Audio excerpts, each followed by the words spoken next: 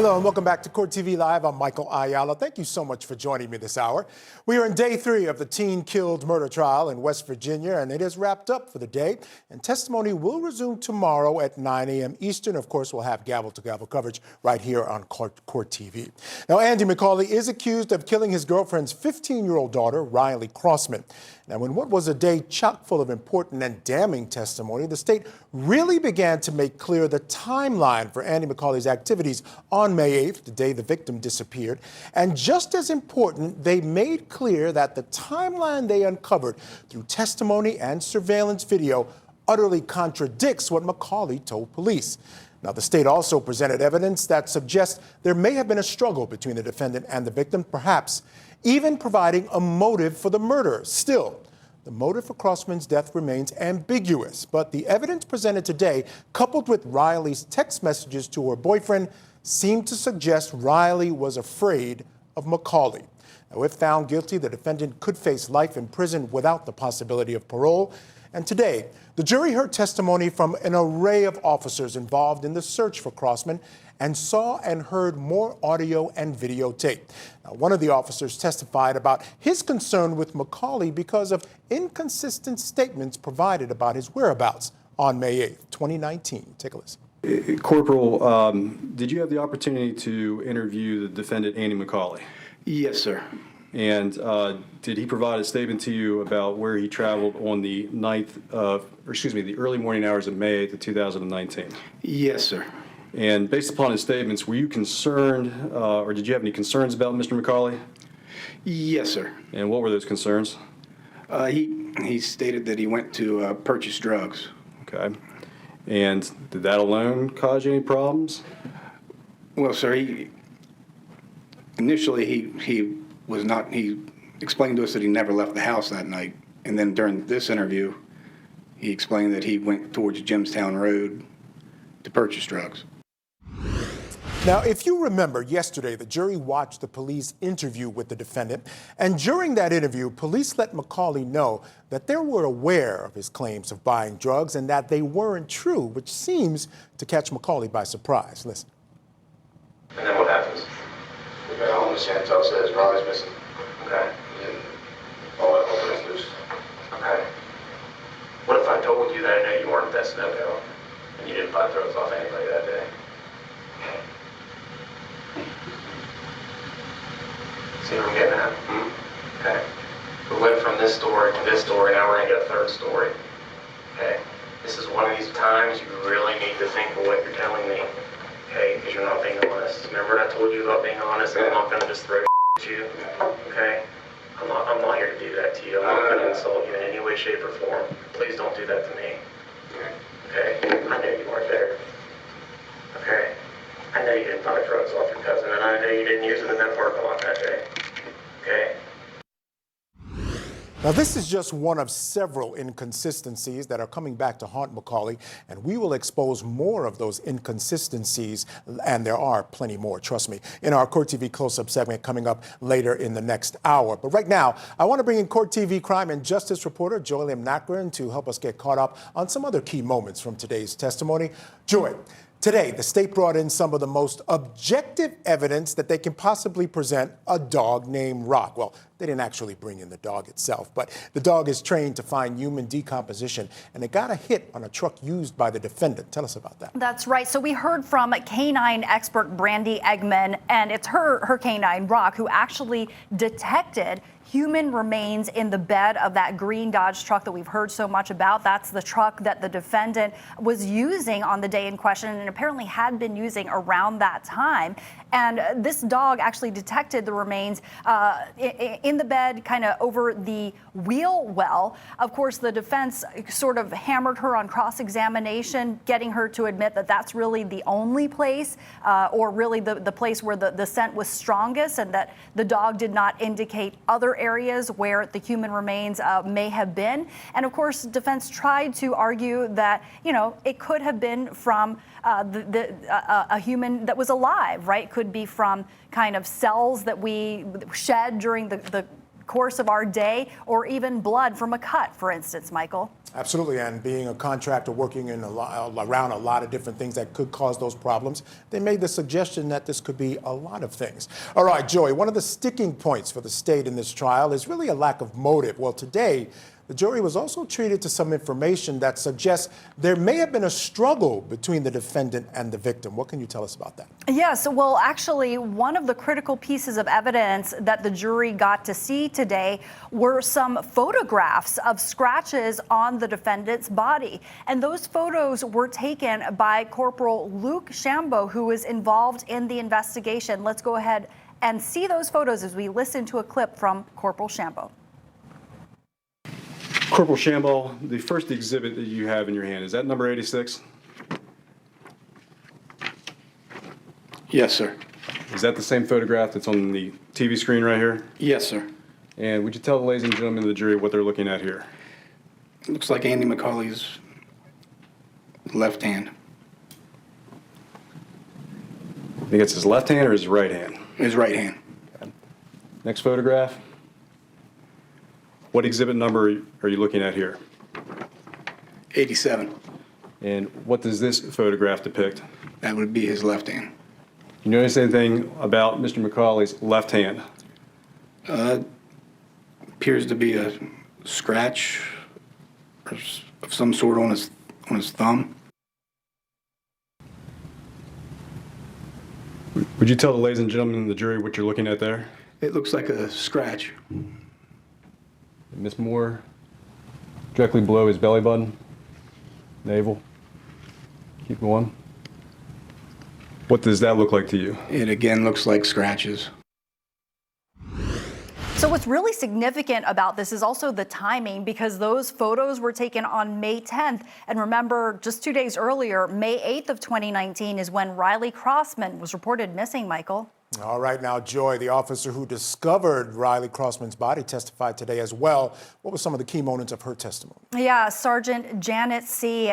She went into really chilling detail about what the crime scene was like. For instance, there were these heavy-duty trash bags that she said she found on the crime scene. 2 of them, one of them was under the victim's body.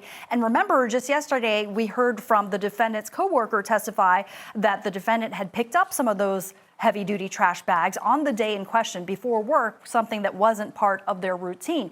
In addition, she testified to finding kind of a white pasty substance, a pasty substance, I should say, similar to what we now know investigators are calling drywall mud, which now we do know, according to investigators, was what was on the body of the victim at the time. And Sergeant C also testified as to kind of the condition that the body was in, including the fact that the victim, her shorts were undone. They were unzipped, they were unbuttoned. Her shirt was over her head, and she was not wearing a bra at the time, Michael. All right, now, Joy, the jury also heard more audio recordings today as well. The defendant's girlfriend recorded a conversation with him where she's actually questioning him about the timeline or his explanation of the timeline of events. What were some takeaways from that? Yeah, so this is a really critical piece of evidence for the state. This is a conversation between the victim's mom, Chantel Oakley, and her then boyfriend, now defendant, Andrew McCauley. And this she secretly recorded. Andrew did not know she was recording this conversation, and she did so on May 15th. That's the day before her daughter's remains were ultimately found. So let's go ahead and listen to a clip from Chantel Oakley in which she questions the defendant about perhaps his possible role in her daughter's disappearance. At what point, and were you having any conversations with her during this? Anything that she might have said to her boyfriend that felt weird to her? Were you starting to fiend because you hadn't had anything? Were you acting bizarrely? No, I didn't do coke that. I didn't do coke before I came home that day. You know what I mean? I just... So you hadn't done anything all day? I did a subtext. When? That morning. Okay. Before I left, because that's when I woke up the night. Yeah. Looking for dope. No. I'm talking about Tuesday evening. All right. Not the day that she left. Went missing. The first day. That day, did you come home on coke? No. Were you high? No. How'd you just done this I up? just up that morning. Okay. That was it. So what I'm saying is in the evening time, were you behaving bizarrely because you were in the need of something? I don't think so. I mean, Then why were you out at 3:41 a.m. trying to find heroin? Because Because you mean to tell me that? I was asleep. When I went to sleep, I went to sleep, but I was up and down because I was sick. You know how I get, like, sick. So there you hear Chantel Oakley, the victim's mother, questioned the defendant at that time, her boyfriend, about his drug usage around the period in question. At one point in this conversation, we even hear her say, well, you know, is it possible you confused her with me? Kind of implying a sexual kind of element to all this. And recall that we did hear from Miss Oakley on the first day of testimony during this trial. And she said on the stand that Andrew McCauley was behaving very strangely the last night that her daughter was seen alive, including fake sleeping. Michael. I can tell you, Joy, this evidence is stacking up very, very difficultly against this defendant. This defense has a tough road to hoe here. Finally, what do we expect tomorrow, Joy? So we expect to hear from the pathologist taking the stand. So far, we've heard nothing about a cause of death. Actually, we've heard that the cause of death could not be determined, but we are expecting to hear more about the manner of death and, of course, whatever else the pathologist was able to determine from the decomposed remains of Riley Crossman. All right, Joy Lim-Nakran, thank you so much for that report. Truly appreciate it. As always, I want to bring in now my guest for this hour. Joining me is criminal defense attorney Melaney LaGrone. Melanie, great to see you again. Thanks for being on the show. Thanks for having me. Great to see you, Michael. All right, a lot to unpack today. The last couple of days have just been really great days for the prosecution. They're doing what I think is a fantastic job of presenting this case. They have all their ducks in a row. They seem extremely organized. The information they're presenting is coming across very clearly. It's beginning to really become clear what their theory of this case is. I'd love to get your thoughts on how things are going so far for the prosecution. Absolutely. I would totally agree with you. It's very precise, very easy to follow. They're not losing. I don't think they're losing the jury in any way. They're just doing everything step by step and very methodical in their case. And I think they're doing an awesome job. Now, one of the big pieces of evidence today was, of course, the dog coming across the human decomposition. I thought the defense was able to make some inroads to her testimony on cross, but at the end of the day, I thought this was powerful as well. How important is this testimony to a jury when you talk about the idea you're trying to convince them? You don't have anything specific, anything showing him with the body in his car, but you have a dog who basically is trained to find human decomposition getting a hit in the trunk of his car, I mean, I think it's a very good aspect of the defense, or as of the prosecutor's case, definitely. But I think the defense did a very good job, though, of putting some doubt in there. You know, why else would there be this, this decomp in this car? And could it be someone else's, or how else could it have gotten there? So I don't know. I'm a little, kind of 50-50 on that one. It could be there for other reasons.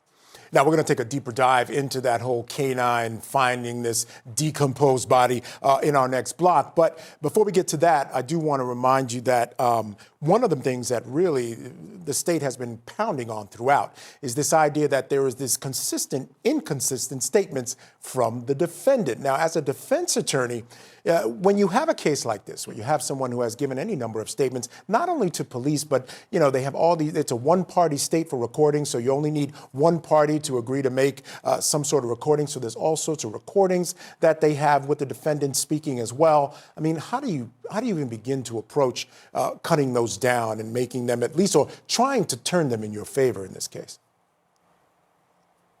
Well, I think what the defense would do, or what I would do as well, is kind of turn it around. Talk about the fact that her mom caught him maybe off guard, and he was upset. He especially with the incident as far as with the drugs and things like that, and talking to the police. he probably didn't want to tell them at first that he was going to get drugs. So he kind of lied about that. Just kind of twisting the truth, I guess, a little bit, like he did. But at the end of the day, there are a lot of inconsistencies, and I think it's a lot for them to have to come back from. Yeah, an underlying theme in the back of all this, as you mentioned, is the drugs. There were just drugs in throughout a couple of those conversations. I think it's pretty clear that he may have been high on something while he was having those conversations. So perhaps that's something they could bring up. All right, Melanie, stand by. It's time for us to take a quick break. Now, still coming up on Court TV Live, testimony from the canine expert who testifies about the scent picked up in the suspect's truck. Important testimony in this case. Then we hear testimony from the sergeant who discovered Riley Crossman's body and other evidence pointing to Andy McCauley. And then coming up in the 7 o'clock hour, we get you caught up on the latest in today's conservatorship hearing in the Britney Spears case.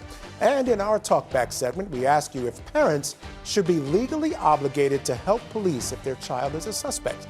Go to our social media pages and let us know. All that and more coming up on Court TV Live. So keep it right here on Court TV.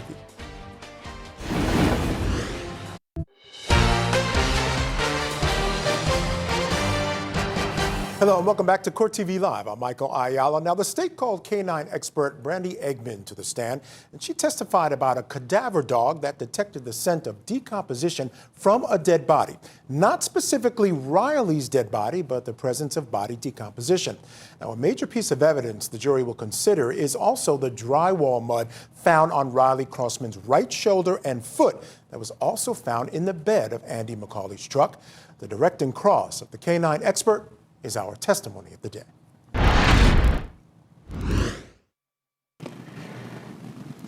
When you conducted the search with Rock here for this particular photograph, walk the jury through exactly what you did and what findings, if any findings, that Rock made. We came into the bay and walked from the very front of the vehicle past the driver's side to the back end of the vehicle where there was a distinct change of behavior, and I asked if I could drop the tailgate of the vehicle. He then jumped into the back of the vehicle, worked up the right side of the vehicle, kind of up underneath the toolbox area, came back on the left-hand side, and gave me an indication on the wheel well on the driver's side. On the driver's side? Yes. Would you go back to State's Exhibit number 68, Mrs. Moore?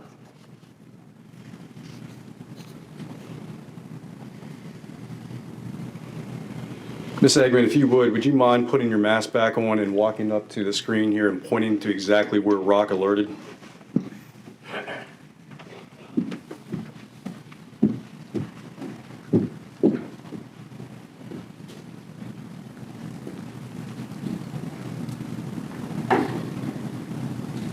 Thank you. Ms. Eggman, were you here at Morgan County on May 16th? Yes. Were you involved with a search of the area of Berkeley County? Yes, I was. And were you present when Riley Crossman's body was discovered? Yes, I was. Were you one of the first individuals present? Yes, I was. And what do you recall about Riley Crossman, the area where Riley Crossman's body was discovered? As we were notified, we came down, and the first thing, being with my training, we are trained to do crime scene preservation. So I had actually was looking around to make sure that we didn't disturb any evidence, where I located some screws, some drywall screws, and it looked like some drywall that was on some foliage and things like that right there.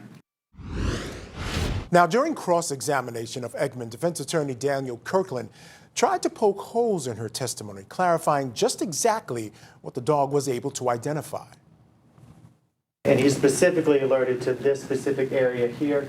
On the front, on the back side of that wheel well, yes. Did he make any alerts in this area? No, he did not. Did he make any alerts in this area? No, he did Can not. we be a little more specific for the record, Yes. Mr. Kirkland? So the back of the tailgate area, she's saying no. All right, so exhibit number 71.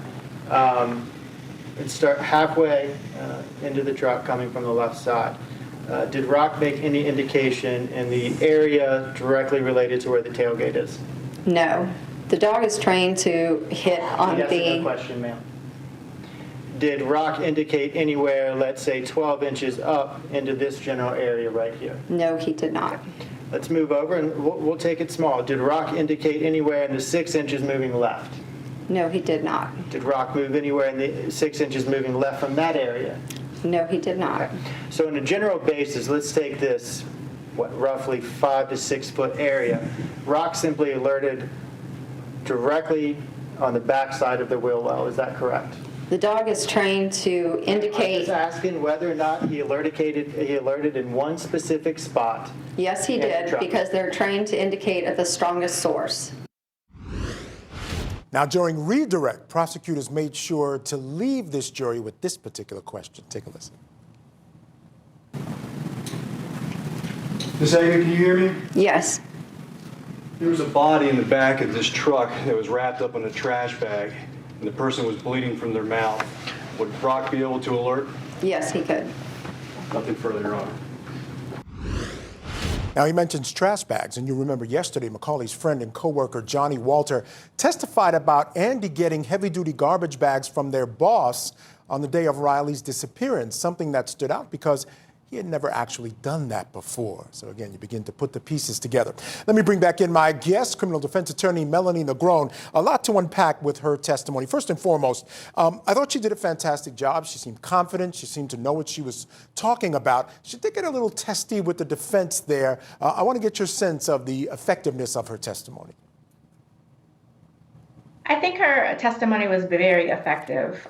She explained the process of how she handles the dog, what the dog is required to do, what the dog hits on, and why he hits on certain things in certain areas.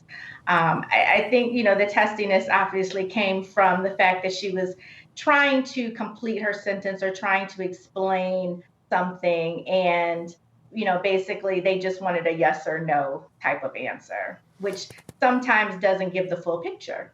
No, it doesn't, and that's why defense attorneys often try to cut you off, because they don't want you to give the full picture. They just want you to answer the question. And so I want to go to the defense's question. They were basically trying to show that the hit was on a very limited area. And of course, they mentioned in an area 5 feet or something about the size of what a body might have been had it been in there. Why wasn't the dog connecting with that smell on a larger area? Do you think that was effective?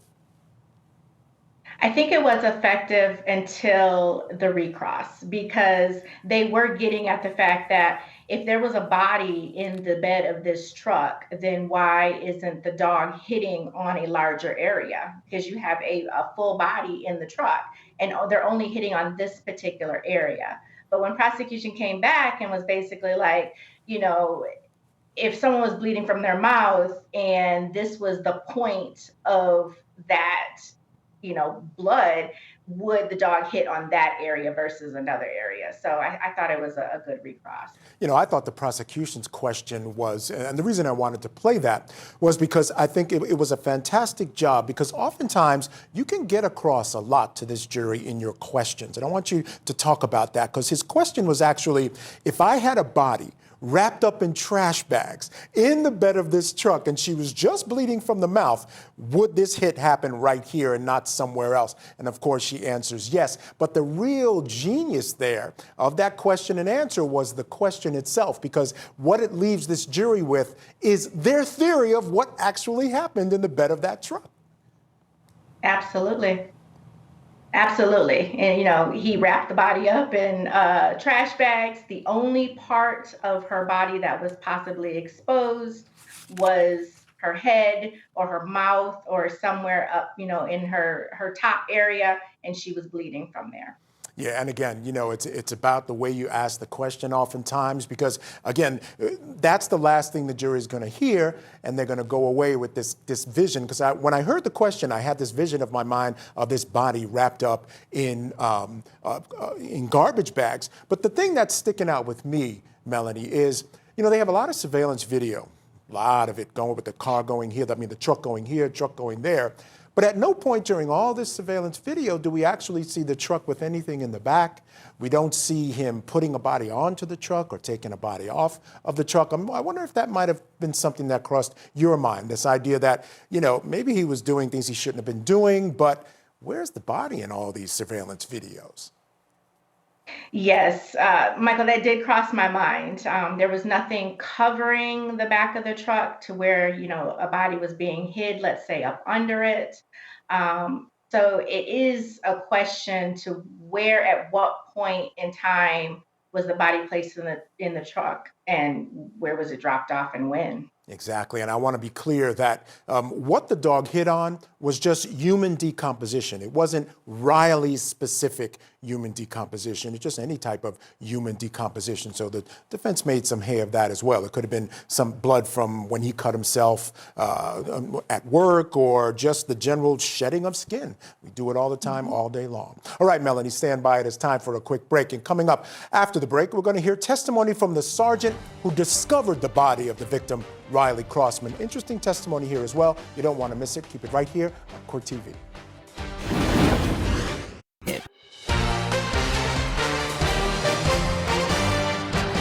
Welcome back to Court TV Live. I'm Michael Ayala. The prosecution in West Virginia versus Andy McCauley focused their attention today on the discovery of Riley Crossman's body.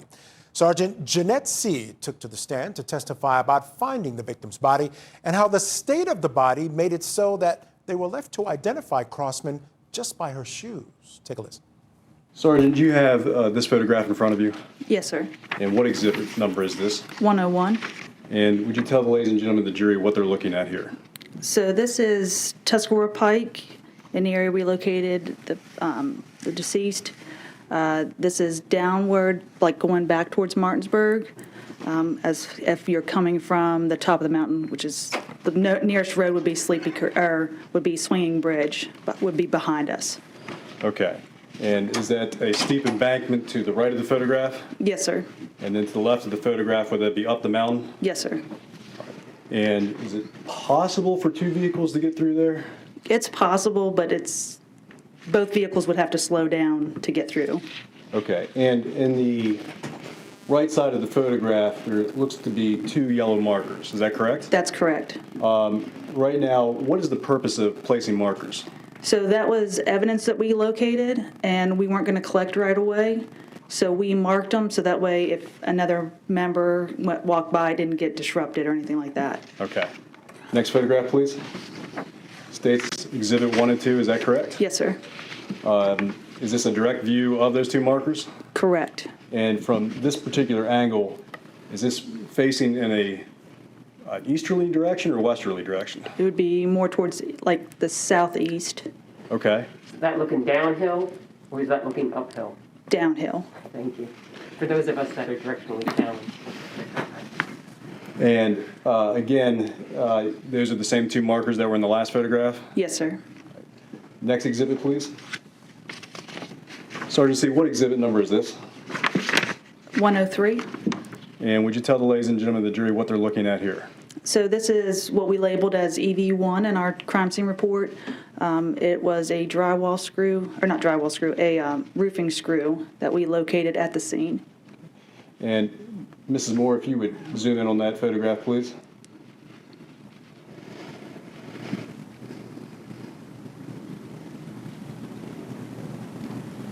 Was there anything that you noticed specific about the screw? Yes, so at this time we realized that these are the same type of screws that was located in the driver's seat of that green pickup truck. And are those the same screws on the driver's seat that were documented by you when you processed that vehicle? Correct. Next photograph, please.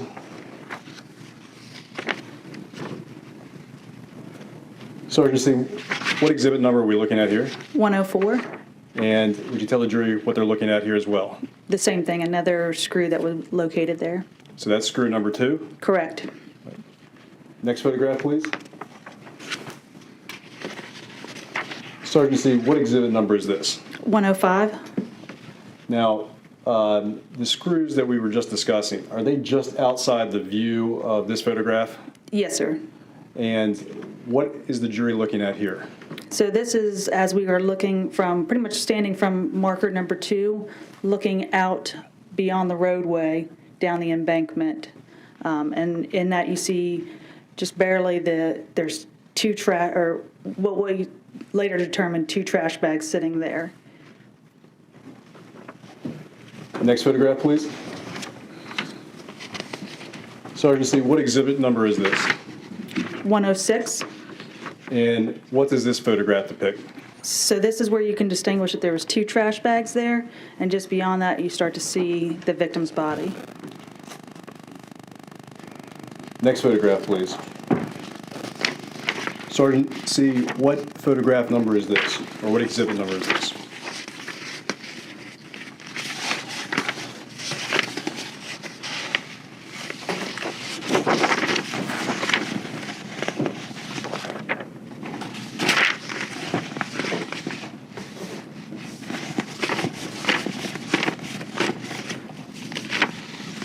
I believe this one's going to be 115. Okay.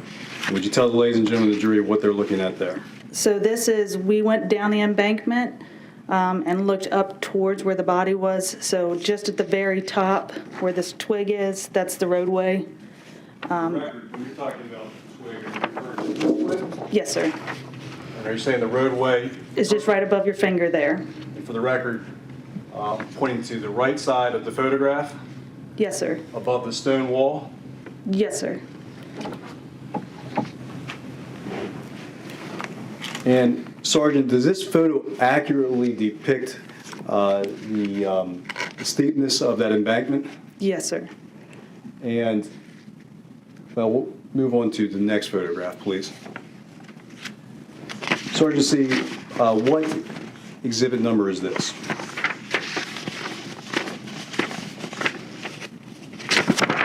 $116. And would you tell the ladies and gentlemen of the jury what this photograph depicts? So this is a close-up of the body as we found it. You see that it looks like she got hung up on that twig just right at her buttocks area, and the top portion of her has been decomposed.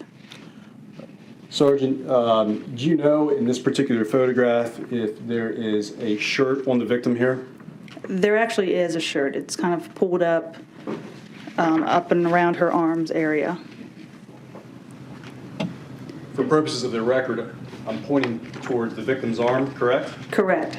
Is this the shirt area? Yes, sir. However, on the body itself, is there a shirt? No, sir. And what is the black item underneath the victim's body? So it's another trash bag. And then directly beside the trash bag, the other item in the picture, what are we looking at there? So at the time we didn't know right away what it was, but it ended up that it's an article of clothing. It's a pair of like comfy leggings or pants. And Sergeant, on the victim's right shoulder, did you notice anything? So there was like a white substance. It's kind of like a chalky substance, thicker, and it goes from the shoulder and actually was seen on other parts of her body as well. Next photograph, please.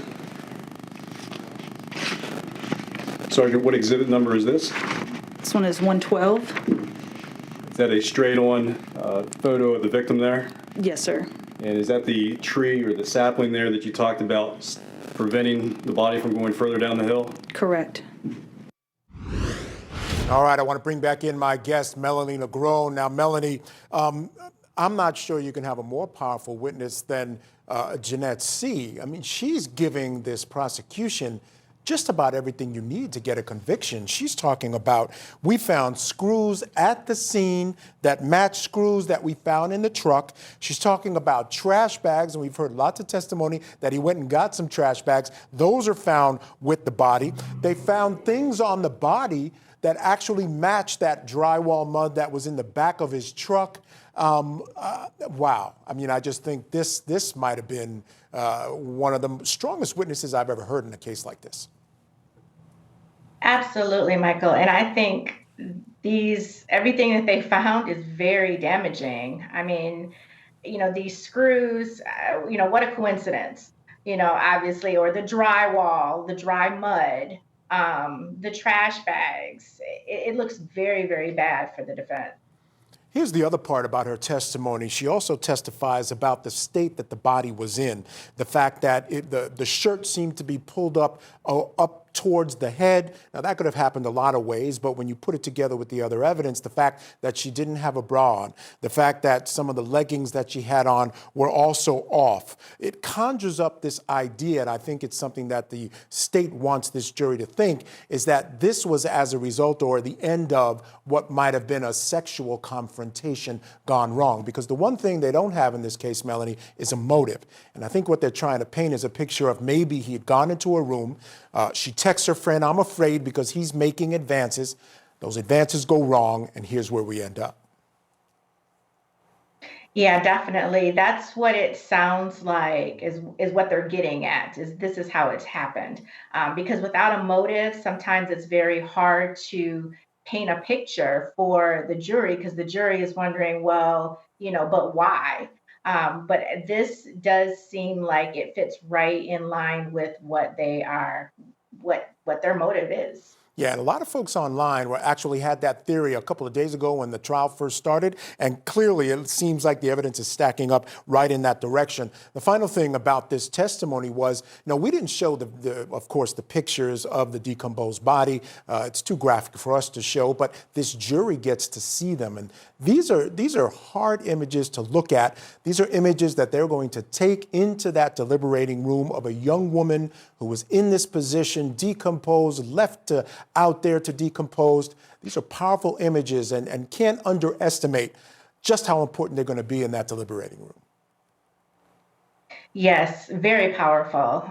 They're going to just, picture this is a 15-year-old, this is a little girl, this is, somebody's daughter, it could be their daughter, their sister, anybody, and it's going to be very effective.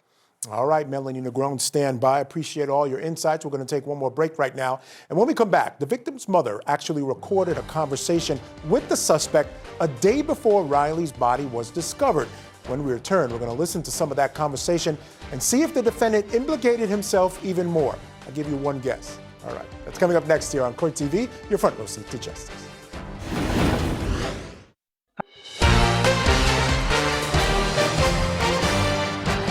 Hello and welcome back to Court TV Live. I'm Michael Ayala. Day 3 of the McCauley trial focused today on the discovery of the victim, Riley Crossman. But the jury did hear an audio recording of a conversation between the defendant, Andrew McCauley, and his girlfriend, Chantel Oakley. Again, she's the mother of the victim. Now, in the conversation, Oakley tries to understand what happened when Riley disappeared and questions McCauley about his actions. Now, as they talk, Oakley begins explaining why McCauley is a suspect, and then she challenges him regarding his lies. I thought you were downstairs sleeping. And then I find out that the wee hours of the morning when I have no idea if my kid was there or not, you weren't even there, or you maybe were there, and then you also took my car, and you also did this. Mm-hmm. But first you said, no, I didn't do any of that. I was laughing, I got the... When I called Don Morgan. Yeah, but I didn't took the car. But I want you to get mad about the car. You think I'm gonna get mad about the car when my kid's missing? Well, your kid wasn't missing at that time when I took your car. When I asked you, she was. I'm not trying to interrogate you, and I'm just trying to understand. From the moment you got home, what time did you get home on Tuesday? Approximately, from work. Because you used to get home at 4 or 5 o'clock, and now you don't get home until 7, 8, 9. Yeah, 5:30, 6 o'clock usually. In the last week, you were not coming home. McDonald's at 4:30 at work. When you were doing coke, you didn't come home until almost 7, 8, 9. A couple nights, yeah, you're right. Yeah. In sequence. Maybe multiple nights together. I don't know, maybe. We're finding every reason not to be at home with us. Well, I'll come home at regular time. Please eat some more, because I'm super full and I don't want to waste it. I feel terrible wasting the stuff that people are doing for us. I'll come home at regular time, like normal. Okay. All right, so I need this timeline. I need it because we're all trying to figure out the timeline. We're trying to figure it out. Because none of us firmly believe it's you, but until the police believe it's not you, they don't look anywhere else. I have all of this everywhere, all these texts. I have 1,000 text messages. Lance has 1,000 text messages. She has 1,000 text messages of all these other things, and they won't look at them because they only think of you. I know, that's what And I get that. I understand why they're looking at you. Your choices that night were they were. Yeah. And if you had made better choices that night and every night up to that, you would not even be in this position. So you are the person to blame for what's happening to you right now. Now, Melanie, Chantel decides to make this tape or to make this, to tape this conversation and speak to Andy because she doesn't think he's guilty at this point. Apparently, she had gone to the police and was upset with them that they were focusing so much on Andy, her boyfriend at the time. They probably ran down for her all the reasons why they believe he's guilty. And they said, well, if you want us to stop looking at him, go get us something to say he's not guilty. And she decides to do this. She actually runs down all these reasons that I'm sure the police gave her regarding the timeline issues, some of his lies, the drywall mud. She mentions that. She wants to know where his phone is because, again, he can't find his phone. She mentions his drug use, all the things that certainly I can hear that the police telling her about him. What do you make of this conversation? I think she really was trying to get him to say something that would help his case, basically. It seemed like she was just like, almost like just a desperate mom. Like, please just help me figure out what happened to her. Why are they thinking that it's you? Tell me that it's not you. Tell me what happened or what could have happened. But he wasn't, I don't know. The opposite happened, Melanie. The opposite happened. I think she begins to be more and more convinced as he keeps talking. I think he's high, too. I think one of the things I got from him as well, I think he's a little high at this time.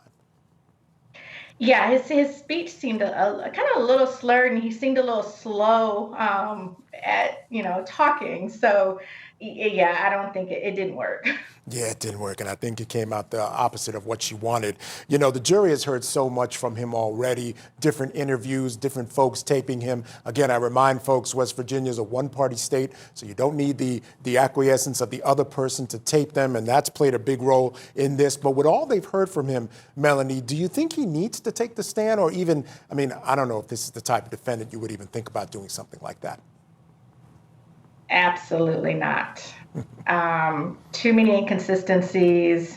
I would not put him up on the stand at all. It would not help in any way, shape, or form. It can only hurt. Yeah, he's already proven he doesn't do well in interviews. And finally, at the end, during this conversation, what you do is you see Andy crying. He begins to cry. And my question for you is, how do you think that looked to the jury? Because that can go either way. That can go to the fact that, hey, I did something here and this is hurting me. Or it could be that he's just sorry about what happened. He's missing her as well. And the emotions are starting to come out. What do you think that said to the jury, the fact that he was crying during this testimony or the playing back of this conversation? Yeah, that was interesting because the whole time in the case, he just seemed like he had no emotions whatsoever. He was just writing, just like, in this heated, like everything that they're saying is wrong. I'm writing down all of this. I want, my defense attorney to know that that's not right. And then all of a sudden, all these emotions came out from him. And it could be that it could be anything. It could be he's, just sorry. He's so sorry, and he did it. And, it's now all coming, to a head. Or he could just, be sitting there and just thinking of, his, the mom and what she said and how she may be feeling. But it was just this big outpour all of a sudden of tears, which was really different than how he had been sitting there all along. So something hit a nerve, something got to him. Yeah, definitely something got to him. And again, I just wonder how that jury is going to interpret that. It's interesting because some folks online are not liking Chantel Oakley because they feel like she allowed her daughter to be in the same house with someone who was obviously abusing drugs. And perhaps they're suggesting she may have been on drugs as well. So I wonder what role that'll play in this jury's mind as well. Well, Melaney LaGrone, I want to thank you so much for joining me this hour. It's been a pleasure getting your insights. Hopefully you'll come back and join me again real soon. Absolutely. Thank you, Michael. All right, have a great evening. Now, when we come back, Court TV crime and justice reporter Joy LaGrone joins us to break down more testimony in today's West Virginia versus Andrew McCauley. Plus, we'll have the latest coming out of California. We have some news for you in the Britney Spears hearing. And then in our daily talkback segment, we're going to focus on the search for Brian Laundrie. All that and more coming up. So keep it right here on Court TV, your front row seat to justice.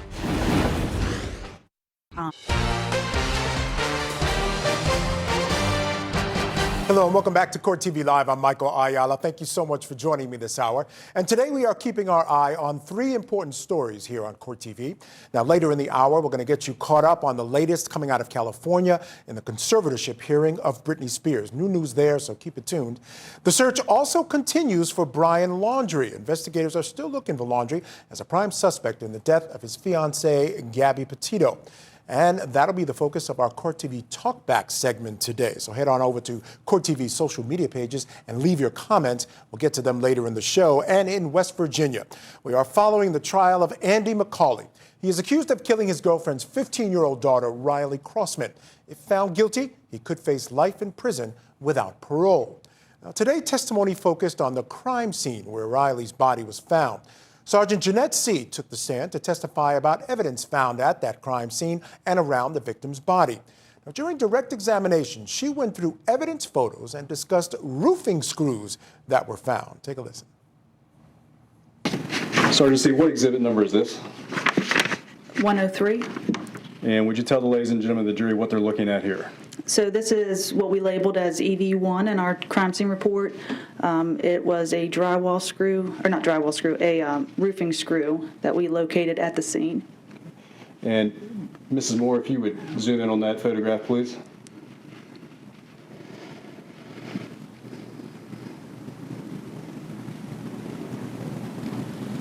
Was there anything that you noticed specific about the screw? Yes, so at this time we realized that these are the same type of screws that was located in the driver's seat of that green pickup truck. And are those the same screws on the driver's seat that were documented by you when you processed that vehicle? Correct. Next photograph, please.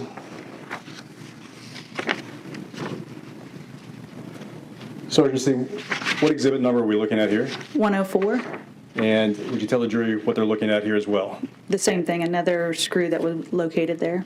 So that's screw number 2? Correct.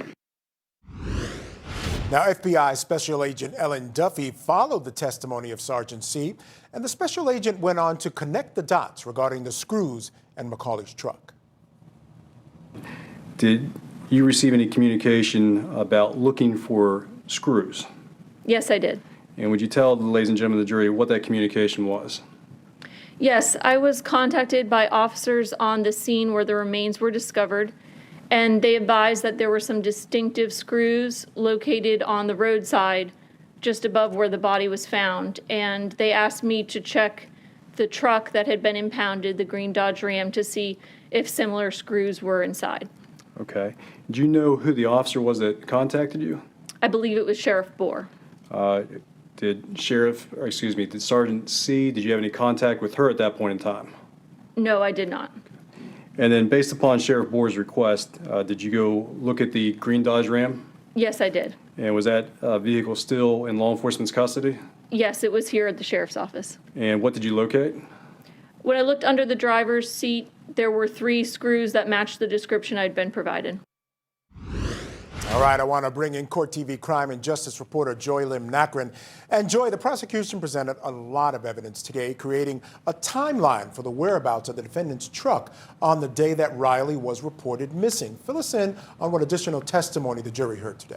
Yeah, so obviously you heard what that law enforcement agent just shared, but we also heard more from Sergeant Janet C. about what she found on the crime scene when she actually discovered the body of Riley Crossman. So she discovered some screws, I think you mentioned, and those screws that you heard later on were also found, similar screws, in the truck that the